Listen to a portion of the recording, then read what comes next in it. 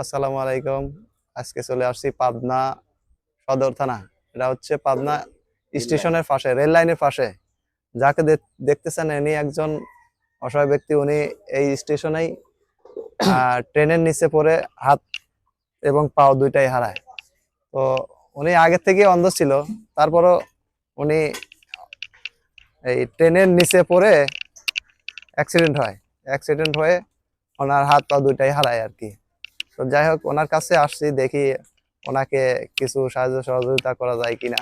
তো অবশ্যই সবাই এই ভিডিওটা বেশি বেশি শেয়ার করবেন। অবশ্যই আপনাদের রিকোয়েস্ট, এই ভিডিওটা বেশি বেশি করে শেয়ার করবেন, ঠিক আছে? তো ওনার সাথে একটু কথা বলে দেখি ওনার কিভাবে অ্যাক্সিডেন্ট হলো। কিভাবে আপনি অ্যাক্সিডেন্ট হয়েছেন একটু বলেন তো।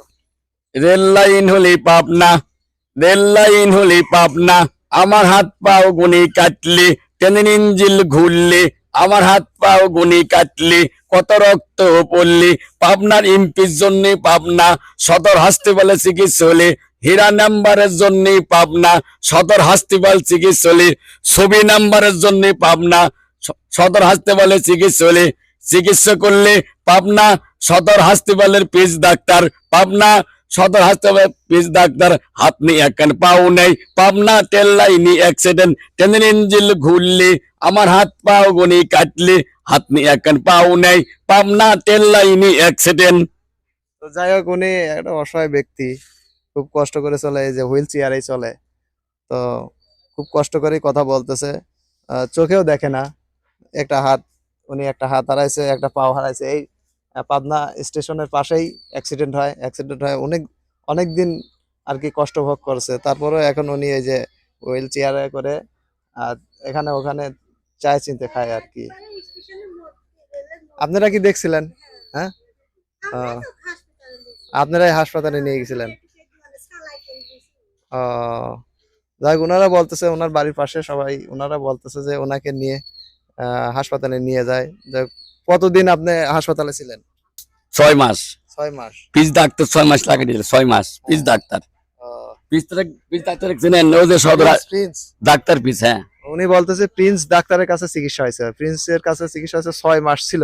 উনি চিকিৎসাধীন অবস্থায় 6 মাস ছিল, উনি খুব কষ্টে আছে আর কি।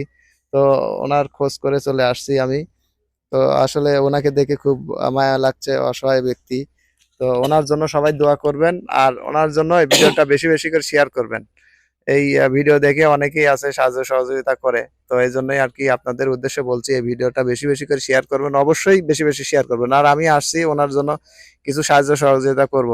তো আসলে হচ্ছেন উনি, এনার ওয়াইফ উনি। তো আপনার স্বামীকে আপনি কতদিন ধরে এইভাবে নিয়ে বেড়াচ্ছেন? তাও আজ 8 বছর। 8 বছর। 8 বছর হ্যাঁ। পাবনা ট্রেন লাইন আছে।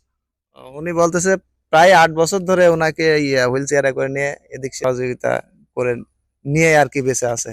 তো সবাই ভালো থাকবেন। গেছিলেন আজকে? গেছিলাম লেগা ভোর 5টার সময়, স্টেশনে গেছিল, 300 কয়েক টাকা 30 টাকা পাইছি।